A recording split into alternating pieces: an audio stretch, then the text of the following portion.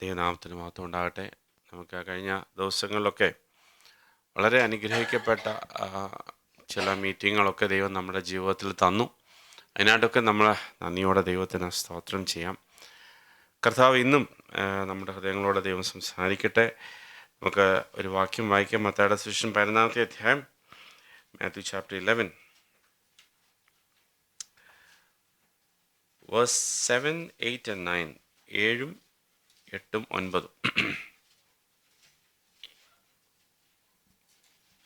അവർ പോയ ശേഷം യേശു യോഹന്നാനെ കുറിച്ച് പുരുഷാരത്തോട് പറഞ്ഞു തുടങ്ങിയത്, നിങ്ങൾ എന്ത് കാണുവാൻ മരുഭൂമിയിലേക്ക് പോയി? കാറ്റിനാൽ ഉലയുന്ന ഓടയോ? അല്ല, എന്ത് കാണുവാൻ പോയി? മർദ്ദവസ്ത്രം ധരിച്ച മനുഷ്യനെയോ? മർദ്ദവസ്ത്രം ധരിക്കുന്നവർ മാർദ്ദവസ്ത്രം ധരിക്കുന്നവർ രാജഗൃഹങ്ങളിലല്ലോ. അല്ല, എന്തിനു പോയി? ഒരു പ്രവാചകനെ കാണുവാനോ? അതേ, പ്രവാചകനിലും മികച്ചവനെ തന്നെ എന്ന് ഞാൻ നിങ്ങളോട് പറയുന്നു. ഇവിടെ പശ്ചാത്തലം ഇതാണ്. മത്തായിയുടെ സുവിശേഷം 11-ാം അധ്യായത്തിൻ്റെ പശ്ചാത്തലം, കർത്താവായ യേശു ക്രിസ്തു ഇവിടെ ആയിരുന്നപ്പോൾ യോഹന്നാൻ സ്നാപകൻ കർത്താവിൻ്റെ വരവിനെക്കുറിച്ച് പ്രസംഗിച്ചുകൊണ്ടിരുന്നു. ആ സമയത്ത് കർത്താവിൻ്റെ സ്നാനത്തിന് ശേഷം കർത്താവ് പരസ്യ ശുശ്രൂഷയ്ക്ക് ഇറങ്ങി. ആ സമയത്താണ് യോഹന്നാൻ സ്നാപകനെ ഹെരോദാവ് പിടിച്ച് കാരാഗൃഹത്തിലാക്കുന്നത്. അങ്ങനെ കാരാഗൃഹത്തിൽ കിടന്നുകൊണ്ട് യോഹന്നാന് ഈ നാച്ചുറലി നമ്മളുടെ സ്പിരിച്വൽ സ്റ്റെപ്പിനൊക്കെ ചിലപ്പോൾ നമുക്കൊരു ഡൗട്ട് തോന്നും. ചെയ്തത് ശരിയാണോ, കറക്റ്റാണോ എന്നൊക്കെ ഒരു ഡൗട്ട് തോന്നും. അതുപോലെ യോഹന്നാനും ഒരു ഡൗട്ട് തോന്നി, ഞാൻ കാണിച്ചു കൊടുത്ത മശിഹ ഇത് തന്നെയാണോ എന്നുള്ള ഒരു ചോദ്യം അദ്ദേഹത്തിൻ്റെ മനസ്സിൽ വന്നു. അപ്പോൾ അദ്ദേഹം ജയിലിലാണല്ലോ, അദ്ദേഹത്തിന് പുറത്തു വരാൻ പറ്റില്ല. അപ്പോൾ അദ്ദേഹത്തിൻ്റെ ശിഷ്യന്മാരെ വന്നപ്പോൾ ആ ശിഷ്യന്മാരോട് പറഞ്ഞു, നിങ്ങൾ യേശുവിൻ്റെ അടുക്ക് ചെന്ന് ചോദിച്ച് നിങ്ങൾ ഈ വിവരം ഒന്നുകൂടെ ഒന്ന് കൺഫേം ചെയ്തിട്ട് വരണം എന്ന് പറഞ്ഞു. അപ്പോൾ കർത്താവ് യേശു ക്രിസ്തു അതിനെക്കുറിച്ച് മറുപടി പറഞ്ഞു. ആ പറഞ്ഞ വാക്യമാണ് നമ്മൾ 5-ാമത്തെ വായിക്കുന്നത്. The blind see and the lame walk, the lepers are cleansed and the deaf hear, the dead are raised up and the poor have the gospel preached to them. 5-ാമത്തെ വാക്യം, എന്നിങ്ങനെ നിങ്ങൾ കേൾക്കുകയും കാണുകയും ചെയ്യുന്നത് യോഹന്നാനെ ചെന്ന് അറിയിപ്പീൻ. എന്നാൽ എങ്കിൽ ഇടറിപ്പോകാത്തവനെല്ലാം ഭാഗ്യവാൻ എന്ന് ഉത്തരം പറഞ്ഞു. അങ്ങനെ ഇടറിപ്പോകാതിരിക്കുന്നതിനെ കുറിച്ചുള്ള ഒരു അഷുറൻസ് ഒക്കെ യോഹന്നാന് കൊടുത്തു. യോഹന്നാന് കൊടുത്തതിന് ശേഷം കർത്താവായ യേശു ക്രിസ്തു തൻ്റെ ശിഷ്യന്മാരെല്ലാം പോയി കഴിഞ്ഞതിന് ശേഷം ബാക്കി ഇരുന്നവരോട് കർത്താവായ യേശു ക്രിസ്തു ചില കാര്യങ്ങൾ പറയാം. ഒരു കാര്യം നമ്മൾ മനസ്സിലാക്കണം. യു ഹവ് ടു അണ്ടർസ്റ്റാൻഡ്, കർത്താവ് തന്നെയാണ് സംസാരിക്കുന്നത്. The Lord himself is speaking. കർത്താവ് പറയാണ് ഇവിടെ വാക്കിംഗ് ഇങ്ങനെയാണ് തുടങ്ങുന്നത്. As they departed Jesus began to say to the multitude concerning John. അവർ പോയി കഴിഞ്ഞതിന് ശേഷം പലപ്പോഴും നമ്മളുടെ കോൺവെർസേഷൻ്റെ യഥാർത്ഥമായ ഭാഗം അറിയണമെങ്കിൽ ആ വ്യക്തി അവിടെ നിന്ന് പോകണം, അല്ലേ? ആ വ്യക്തി അവിടെ നിന്ന് നമ്മളെക്കുറിച്ച് മോനോട് എൻ്റെ മുമ്പിലിരിക്കുന്നു, മോനെക്കുറിച്ച് എന്തെങ്കിലും പറയുമ്പോൾ ഞാൻ മോൻ അടിപൊളിയാന്നൊക്കെ പറയാം. മോൻ്റെക്കുറിച്ചുള്ള യഥാർത്ഥമായ അഭിപ്രായം അറിയണമെങ്കിൽ മോൻ അവിടെ നിന്ന് പോയതിന് ശേഷം ഇൻ ഹിസ് ആബ്സെൻസ് ആരെന്ത് പറയുന്നു എന്നുള്ളതാണ് യഥാർത്ഥമായ സാക്ഷ്യം. അപ്പം യോഹന്നാൻ്റെ ശിഷ്യന്മാരെല്ലാം പോയി. After that Jesus is talking about John the Baptist. എന്താണ് അദ്ദേഹത്തെക്കുറിച്ച് പറയുന്നത്? അദ്ദേഹം തൻ്റെ ജനത്തോട് പറയുകയാണ്, നിങ്ങൾ മരുഭൂമിയിൽ പോയല്ലോ, നിങ്ങൾ എന്ത് കാണാനാണ് പോയെ? അവിടെ നിങ്ങൾ പോയത് എന്ത് കാണാനായിരുന്നു? അവിടെ ചോദിച്ചു ഇങ്ങനെ, what did you got? Study the verse 7 again. 7-ാമത്തെ വാക്യം, അവർ പോയ ശേഷം യേശു യോഹന്നാനെ കുറിച്ച് പുരുഷാരത്തോട് പറഞ്ഞു തുടങ്ങിയത്, നിങ്ങൾ എന്ത് കാണുവാൻ മരുഭൂമിയിലേക്ക് പോയി? കാറ്റിനാൽ ഉലയുന്ന ഓടയോ അല്ലെങ്കിൽ ഈ ഓട എന്ന് പറയുന്നത്, ദ റീഡ് എന്ന് പറയുന്നത് വലിയ ബലമില്ലാത്ത ഒരു ചെടിയാണ്. അതെന്ന് പറഞ്ഞു കഴിഞ്ഞാൽ കാറ്റടിക്കുമ്പോൾ അങ്ങോട്ട്, കാറ്റടിക്കുമ്പോൾ ഇങ്ങോട്ട്, അങ്ങനെ പോകുന്ന ഒരു ചെടിയെക്കുറിച്ച് നിങ്ങൾ കണ്ടു കാണും. അതിന് വലിയ ബലമൊന്നുമില്ല. അപ്പോൾ നിങ്ങൾ മരുഭൂമി പോയി, കാരണം മരുഭൂമി ഈ പറഞ്ഞ മരുഭൂമി ആയതുകൊണ്ട് അവിടെ വലിയ മരങ്ങളൊന്നുമില്ല. അവിടെ ഉള്ളത് ആകെപ്പാടെ ഇതുപോലത്തെ ചില ചെറിയ ചെടികളൊക്കെ ഉള്ളൂ. അപ്പോൾ ആ ചെടികളെ നിങ്ങൾ കാണാനാണോ പോയത്? അപ്പോൾ അടുത്ത വാക്യത്തിൽ പറയുന്നു, ഇല്ല, മാർദ്രവസ്ത്രമുള്ള അല്ലെങ്കിൽ സോഫ്റ്റ് ക്ലോത്ത്സ് ഒക്കെ ഇട്ട ഒരു വ്യക്തിയെ കാണാനാണോ നിങ്ങൾ പോയത്? അവിടെ അല്ലല്ലോ നിങ്ങൾ അതിനു വേണ്ടി പോകേണ്ടത്. നിങ്ങൾ പോകേണ്ടത് അങ്ങനെയുള്ളവരെ കാണണമെങ്കിൽ എവിടെ പോകണം? നിങ്ങൾ രാജാകൊട്ടാരത്തിൽ പോകണം. അവിടെയാണ് നിങ്ങൾ അവരെക്കുറിച്ച് പോകണം. നിങ്ങൾ മരുഭൂമിയിലല്ലേ പോയത്? ചോദ്യം. പക്ഷേ ഇതൊക്കെ എന്താ കർത്താവ് ഇങ്ങനെ പറയുന്നത് ചോദിച്ചു. Is asking, is telling about the message of John the Baptist. Was his message like a reed going this way that way? കാറ്റിനാൽ വിലയുന്ന ഈ ഒരു ഓടയെ പോലെ അങ്ങോട്ടും ഇങ്ങോട്ടും ഒക്കെയുള്ള ഒരു കാര്യത്തെക്കുറിച്ചാണോ നിങ്ങൾ കാണാൻ പോയെ? അതാണോ നിങ്ങൾ യോഹന്നാനി കണ്ടേ? അല്ല. It's A very clear direct message. Praise the Lord. കർത്താവിൻ്റെ മെസ്സേജുകളൊക്കെ ഡയറക്റ്റാണ് അല്ലേ? അതാണ് നിങ്ങൾ കാണാൻ പോയത്. ഇല്ല, നിങ്ങൾ സഭയിലോട്ട് വന്നല്ലോ. ഈ മരുഭൂമിയിലോട്ട് പോകുന്ന പോലെ തന്നെയാണ് നമ്മൾ സഭയിലോട്ട് ദൈവത്തിൻ്റെ പ്രവാചകന്മാരെ കേൾക്കാനായിട്ട് നമ്മൾ വരുന്നത്. മനസ്സിലാക്കണം. അപ്പോൾ അവിടെ സഭയിലോട്ട് വരുന്നത് ഇതുപോലെ ഈ പറയുന്നത് പോലെ ഇങ്ങനെയാണെങ്കിൽ അങ്ങനെ. ഈ നമ്മൾ ഈ കാർഡ്സ് ഒക്കെ കളിക്കുന്നവർക്ക് ഈ ജോക്കർ എന്ന് പറഞ്ഞൊരു കാർഡുണ്ട്. നിങ്ങൾ കണ്ട് കളിച്ചവർക്ക് അറിയാമായിരിക്കും. ജോക്കർ എന്നൊരു കാർഡുണ്ട്. അപ്പോൾ ഏതെങ്കിലും ഒരു കാർഡ് ഇല്ലെങ്കിൽ ആ ജോക്കറിനെ അതിൻ്റെ കൂട്ടത്തിൽ ഇട്ടാൽ സംഭവം സെറ്റാവും. കളിക്കുന്നവർക്ക് അറിയാമല്ലോ. അപ്പം അങ്ങനെയാണെങ്കിൽ അങ്ങനെ, ഇങ്ങനെയാണെങ്കിൽ ഇങ്ങനെ. It doesn't matter. അങ്ങനെയൊരു സഭയിലാണോ ദൈവത്തിൻ്റെ സഭയെന്നും പറഞ്ഞ് നമ്മൾ കടന്നു വരുന്നത്? എൻ്റെ കൂടെ ഉണ്ടല്ലോ എല്ലാവരും അല്ലേ? കാറ്റിനാൽ അങ്ങനെ, കാറ്റിനാൽ ഇങ്ങനെ, ഒലയുന്ന ഓടയെ പോലെ. അതോ കൃത്യമായ ദൈവത്തിൻ്റെ ആലോചനയുള്ള ദൈവവചനപ്രകാരമുള്ള ഒരു ജീവിതത്തെക്കുറിച്ചാണ് പറയുന്നത്. അപ്പം യോഹന്നാൻ്റെ മെസ്സേജ് വളരെ ക്ലിയർ ആയിരുന്നു അല്ലേ?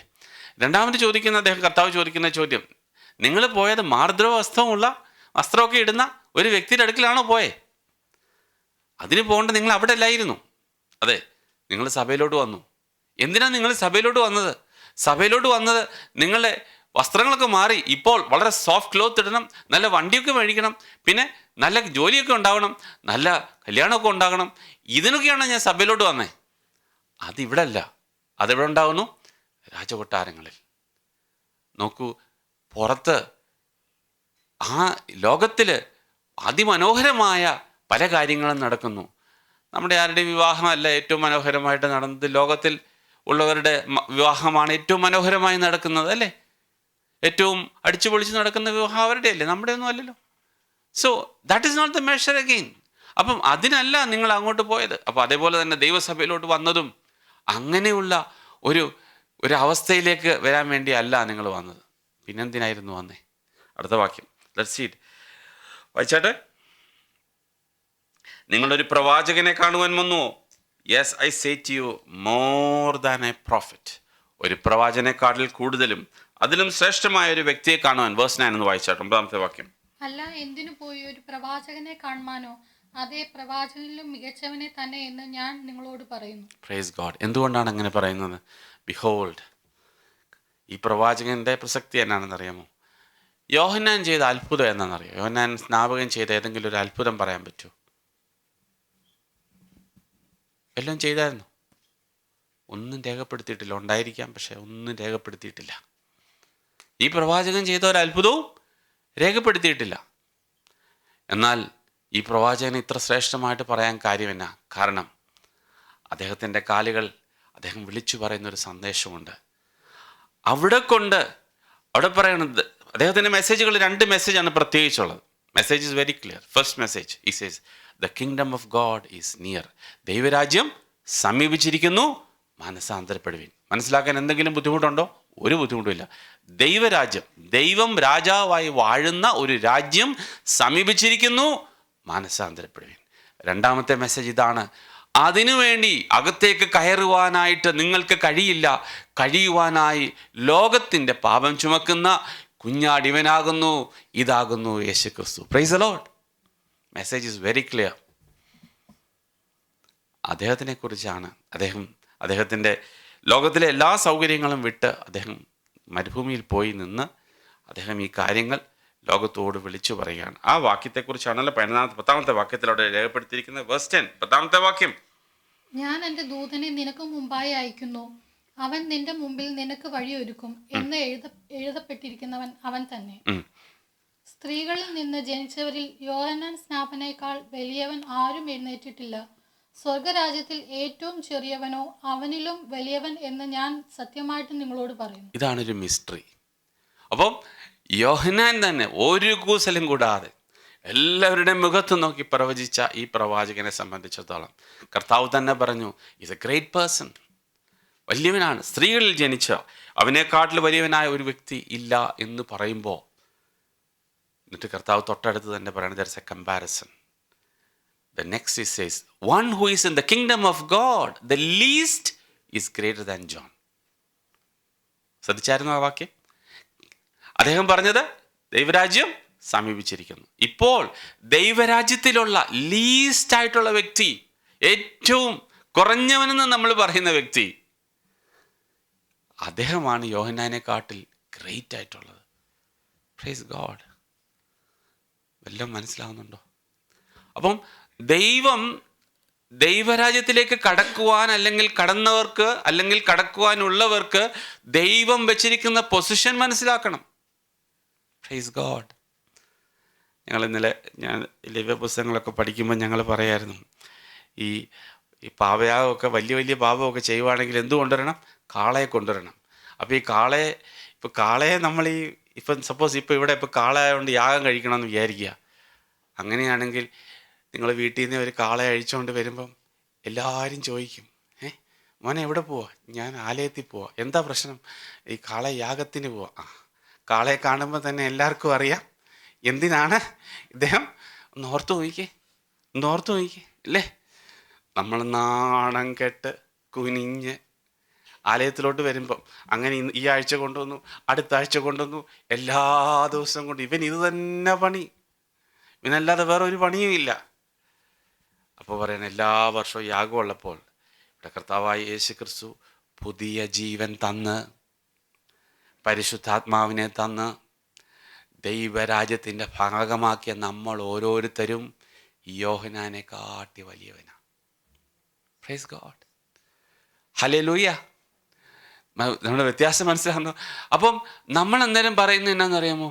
കർത്താവ് മാർദ്രവസ്ത്രം ഇല്ലല്ലോ എൻ്റെ ജീവിതത്തിൽ, ദൈവം എനിക്ക് സോഫ്റ്റ് ക്ലോത്ത്സ് ഒന്നും തന്നിട്ടില്ലല്ലോ ഒക്കെ പറയുമ്പോൾ കർത്താവ് പറഞ്ഞ ഞാൻ എന്താ പറയാ?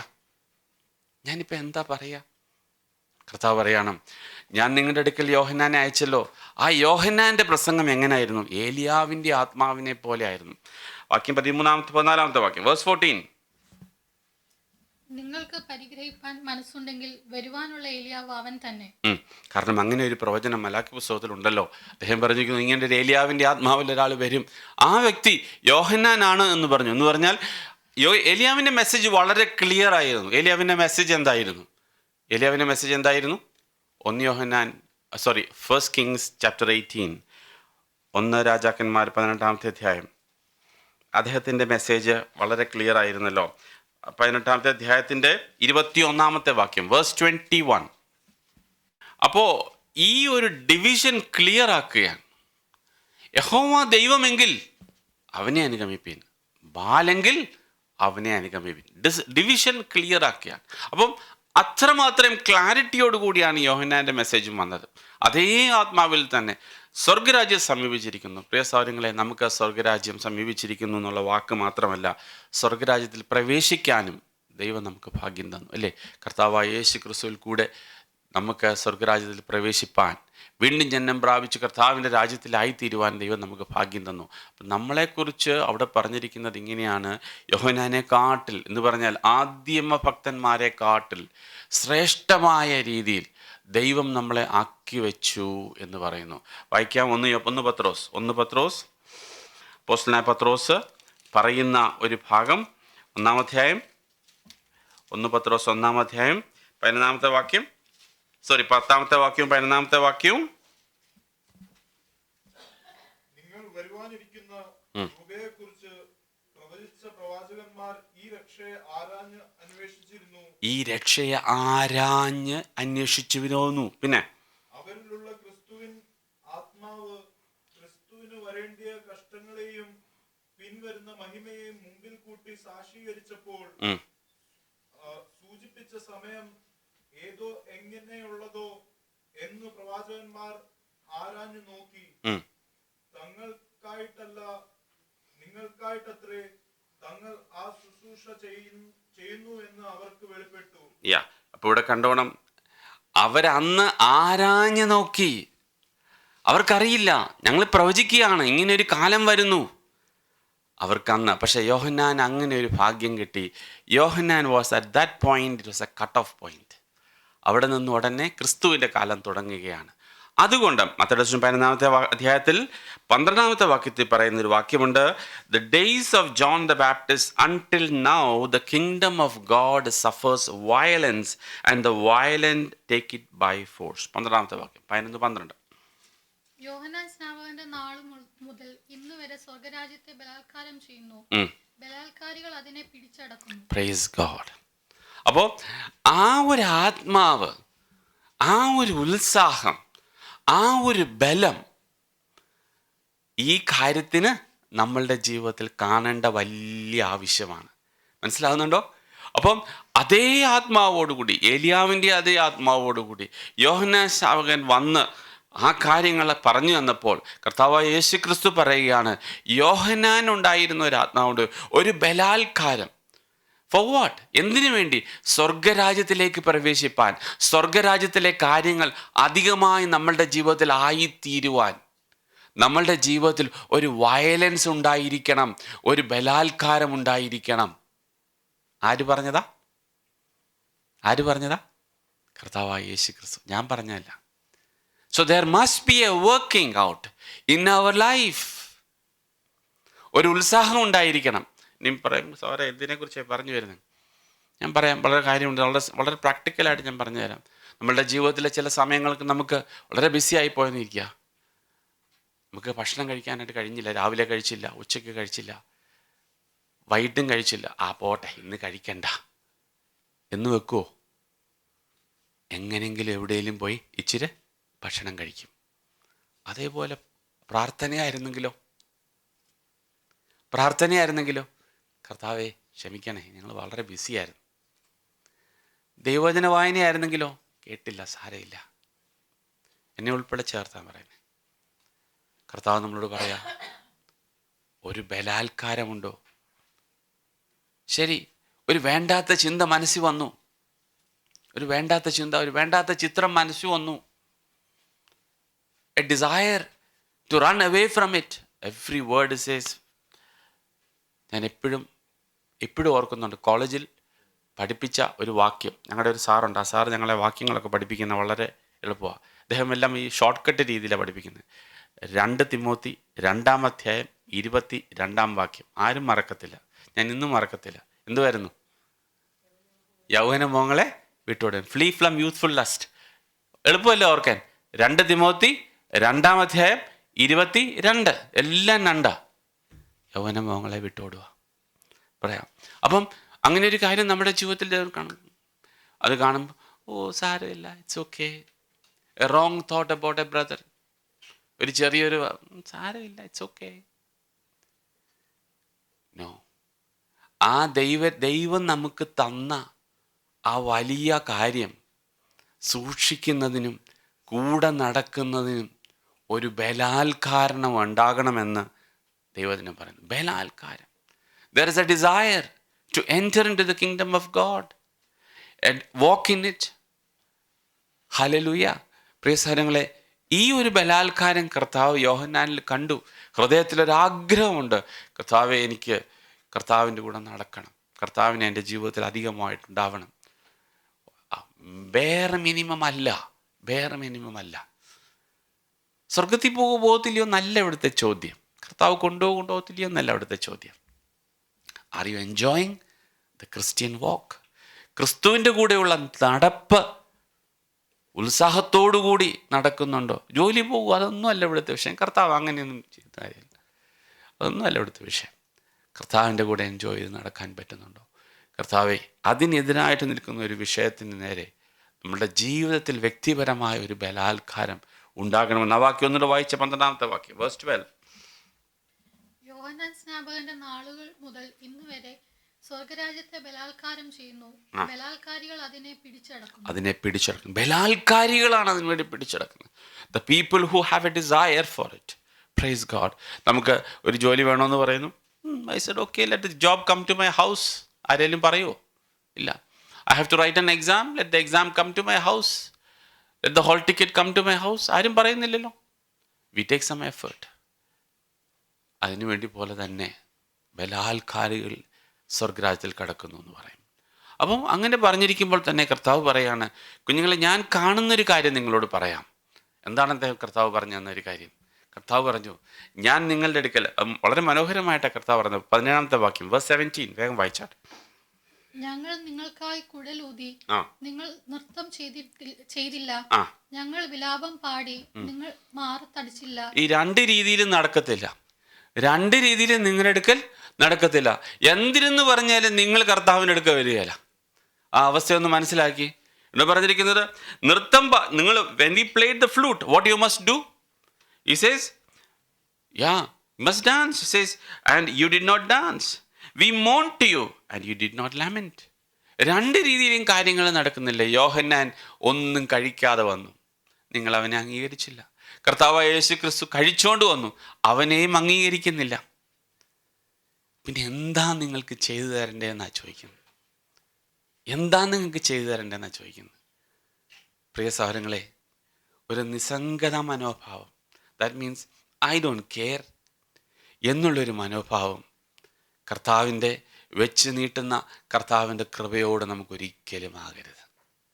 കർത്താവ് നമ്മളെ സ്നേഹിക്കുന്നു. കർത്താവിൻ്റെ ചിറകുകളുടെ അടിയിൽ നമ്മളെ കാക്കുന്നു, നമ്മളെ പരിപാലിക്കുന്നു. Praise God. നമ്മൾ കടയിൽ നിന്ന് ഒരു മിക്സി വാങ്ങിക്കുന്നു, അതിന് പറയും the warranty is for 3 years, 5 years, maximum 10 years. നമ്മുടെ ഹൃദയം എത്ര ദിവസം കൊണ്ട് ഇടിക്കുന്നു? ആരെങ്കിലും നിർത്തിയോ? ആരെങ്കിലും ഓവറോളിങ് ചെയ്തോ? ഇല്ലല്ലോ. Praise God. എത്ര കാര്യങ്ങൾ തമ്പുരാൻ നമുക്ക് വേണ്ടി ചെയ്തു തന്നു. അപ്പോഴും നമ്മൾ ചോദിക്കുന്നത്, what did you do special for me? Price God. നമ്മുടെ മക്കൾ തിരിഞ്ഞ് നമ്മളോട് ചോദിക്കും, നിങ്ങൾ എന്നോട് വേണ്ടി എന്തെങ്കിലും പ്രത്യേകിച്ച് ചെയ്തോ എന്ന് ചോദിക്കുമ്പോൾ അന്നേരം നമ്മുടെ ഹൃദയം വേദനിക്കും. അതുപോലെയാണ് സ്വർഗത്തിലെ ദൈവത്തിൻ്റെ ഹൃദയം വേദനിക്കുന്നത്, അതേ ഒരു ചോദ്യം നമ്മൾ ചോദിക്കുമ്പോൾ. എന്നിട്ട് കർത്താവ് പറയുകയാണ്, 20-ാമത്തെ വാക്യം, verse 20, when he began to rebuke the cities in which, 20-ാമത്തെ വാക്യം, വേഴ്സ് 20. പിന്നെ അവൻ തന്റെ വീര്യപ്രവൃത്തികൾ മിക്കവതും നടന്ന പട്ടണങ്ങൾ മാനസാന്തരപ്പെടുകയാൽ അവയെ ശാസിച്ചു തുടങ്ങി. മാനസാന്തരപ്പെടാഞ്ഞാൽ എന്നല്ലേ? Yeah. Then he began to rebuke the cities in which most of his mighty works had been done, because they did not repent. അതെങ്ങനെ പറ്റുന്നത്? നമ്മൾ പറയുന്നത്, കർത്താവ് എൻ്റെ ജീവിതത്തിൽ ഒരു അത്ഭുതം ചെയ്യും, ഞാൻ നിന്നെ ഇനി ഒരിക്കലും മറക്കത്തില്ല. അങ്ങനെയല്ലേ നമ്മൾ പറയാം?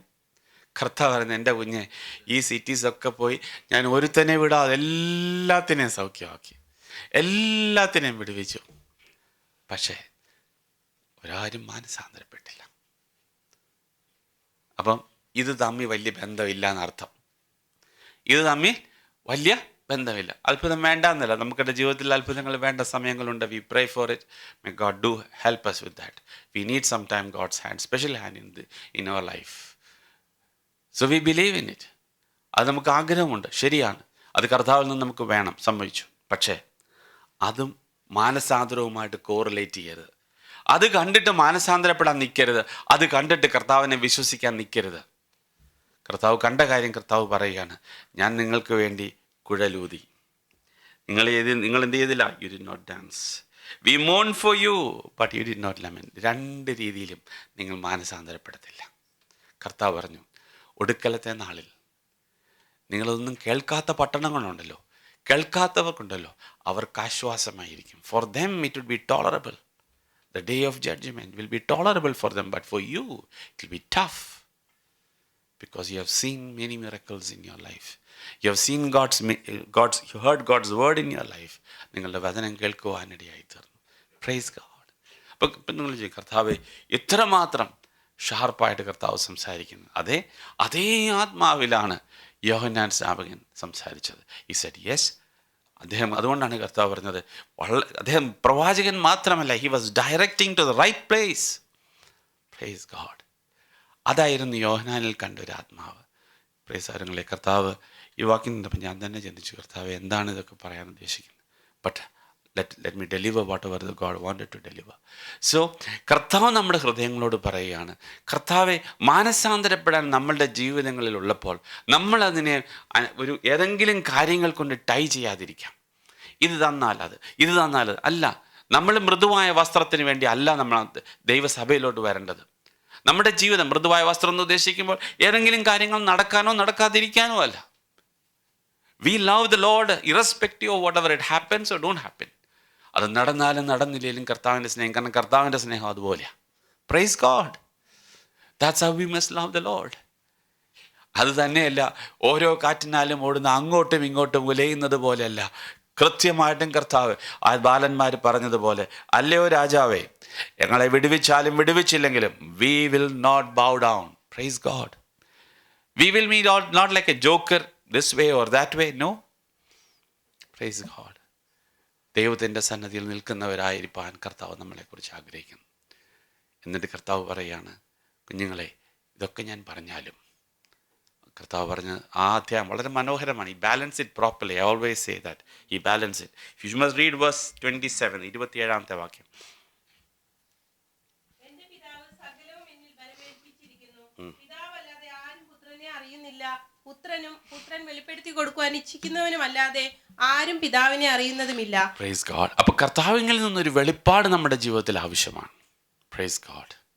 പക്ഷേ പിന്നെ കർത്താവ് എല്ലാം അങ്ങ് ചെയ്താൽ പോരെ? കർത്താവ് വെളിപ്പാട് തരാഞ്ഞത് കൊണ്ടാണ് കർത്താവ് എനിക്കിപ്പോഴും മനസ്സിലാകാതെ ഞാനിവിടെ മൊണ്ണെ പോലെ ഇവിടെ ഇങ്ങനെ ഇരിക്കുന്നതെന്ന് ആരെങ്കിലും പറയുന്നെങ്കിൽ തൊട്ടടുത്ത വാക്യം അതിൻ്റെ ബാലൻസിങ് ആണ്. Come to the Lord. ഇവിടെ പറഞ്ഞിരിക്കുന്നു, come to me all you who labour and you heavy laden, I will give you rest. So you have a trouble in your life. നിങ്ങളുടെ ജീവിതത്തിൽ ഒരു പ്രയാസമുണ്ടോ? എന്ത് വിഷയമായിക്കൊള്ളട്ടെ. So one way says the Lord is the one who must reveal. Yes, that is true. But the other verse says, come to him. അവൻ്റെ അടുക്കിലേക്ക് അടുത്ത് വരിക. കഴിഞ്ഞ ദിവസം നമ്മൾ സാജുവർ പറഞ്ഞപ്പോഴും പറഞ്ഞല്ലോ, സമാഗമന കൂടാരം. കർത്താവ് അവിടെ നിന്ന് എഴുന്നേൽക്കുന്നു. നമ്മൾ നമ്മുടെ സ്ഥലത്തു നിന്നും ക്യാമ്പിൻ്റെ പുറത്തേക്ക് പോവുക, പാളയത്തിന് പുറത്തേക്ക് പോവുക. അതെ, പാളയത്തിനകത്ത് ഒത്തിരി പരിപാടികളുണ്ട്. പക്ഷേ പാളയത്തിന് പുറത്ത് പോയി കർത്താവിൻ്റെ കൂടെ. Praise God. The Lord says, come, I will teach you. Teach what?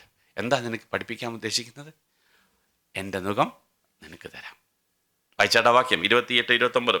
അധ്വാനിക്കുന്നവരും ഭാരം ചുമക്കുന്നവരുമായുള്ളവരെ എല്ലാവരും എൻ്റെ അടുക്കൽ വരുവിൻ, ഞാൻ നിങ്ങളെ ആശ്വസിപ്പിക്കും. ഞാൻ സൗമ്യതയും താഴ്മയും ഉള്ളവനാകയാൽ എൻ്റെ നുകം ഏറ്റുകൊണ്ട് എന്നോട് പഠിക്കുവിൻ. Praise God.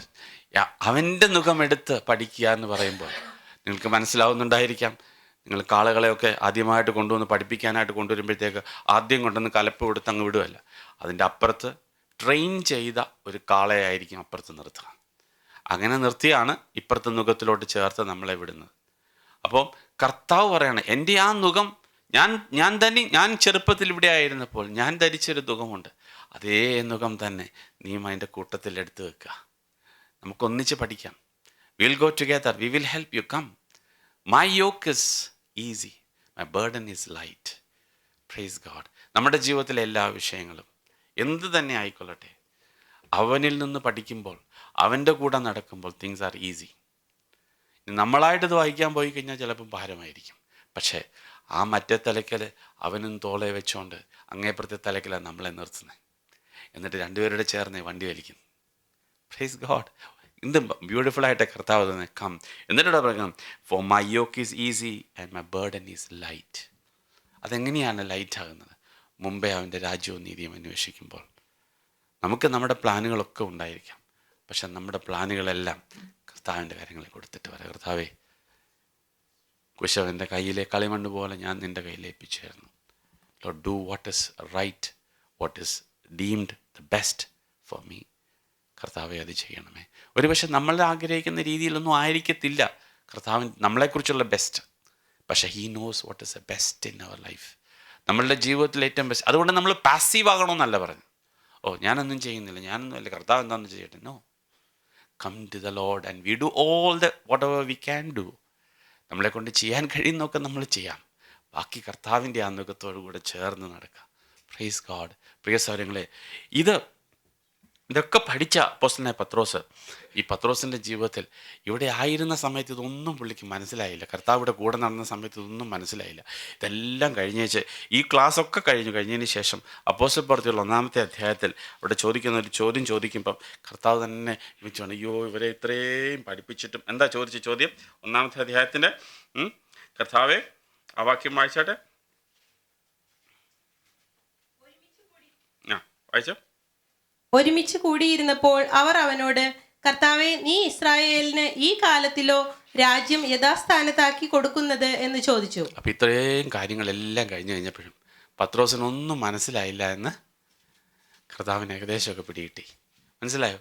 ഈ 3-3.5 വർഷക്കാലം കർത്താവ് കൂടെ കൊണ്ട് നടന്ന് ഇതെല്ലാം പഠിപ്പിച്ചിട്ടെങ്കിലും പത്രോസിനൊന്നും മനസ്സിലായില്ലെന്ന് മനസ്സിലായി. പക്ഷേ പിന്നീട് കർത്താവിൻ്റെ കൂടെ ചേർന്ന് നടന്ന് തന്നെ ഏൽപ്പിച്ചു കൊടുത്ത് പരിശുദ്ധാത്മാവിനാൽ നടത്തപ്പെട്ട പത്രോസിൻ്റെ ജീവിതത്തിൽ പിന്നീടുണ്ടായ വെളിപ്പാടിൽ പത്രോസ് ഒടുവിലോട്ട് വന്നപ്പോൾ പത്രോസ് പിന്നെ അതേ കാര്യം പിന്നീട് എഴുതി എന്ന് എങ്ങനെയായിരുന്നു? 1 പത്രോസിൽ നമ്മൾ വായിക്കുന്ന വാക്യത്തിൽ നമ്മൾ ഇങ്ങനെയാണ് വായിക്കുന്നത്. 1 പത്രോസ് 4-ാം അധ്യായം 3-4 വാക്യം, വേഴ്സ് 3 and 4. കാമാർത്ഥികളിലും മോഹങ്ങളിലും 1 പത്രോസ് 1-ാം അധ്യായത്തിൻ്റെ 3-4. നമ്മുടെ കർത്താവായ യേശുക്രിസ്തുവിന്റെ പിതാവായ ദൈവത്തിന് സ്തോത്രം. അവൻ മരിച്ചവരുടെ ഇടയിൽ നിന്നുള്ള യേശുക്രിസ്തുവിന്റെ പുനരുത്ഥാനത്താൽ തന്റെ കാരുണ്യ ആധിക്യപ്രകാരം നമ്മെ ജീവനുള്ള പ്രത്യാശയ്ക്കായി അന്ത്യകാലത്തിൽ വെളിപ്പെടുവാൻ ഒരുങ്ങിയിരിക്കുന്ന രക്ഷയ്ക്ക് വിശ്വാസത്താൽ ദൈവശക്തിയിൽ കാക്കപ്പെടുന്ന നിങ്ങൾക്ക് വേണ്ടി സ്വർഗത്തിൽ സൂക്ഷിച്ചിരിക്കുന്നതും ക്ഷയം, മാലിന്യം, വാട്ടം എന്നിവ ഇല്ലാത്തതുമായ അവകാശത്തിനായി തന്നെ വീണ്ടും ജനിപ്പിച്ചിരിക്കുന്നു. Praise God. പലപ്പോഴും ഈ വാക്യങ്ങൾ വളരെ നീളത്തിലുള്ള വാക്യങ്ങളായതുകൊണ്ട് അതിൻ്റെ അർത്ഥം ചിലപ്പം നമുക്ക് മനസ്സിലാകും. We read the portion which is in English. To an inheritance, ഇംഗ്ലീഷിൽ വേഴ്സ് 4 ആണ്, മലയാളത്തിലെ ലാസ്റ്റ് ഭാഗം നിർത്തിയ ഭാഗമാണ്.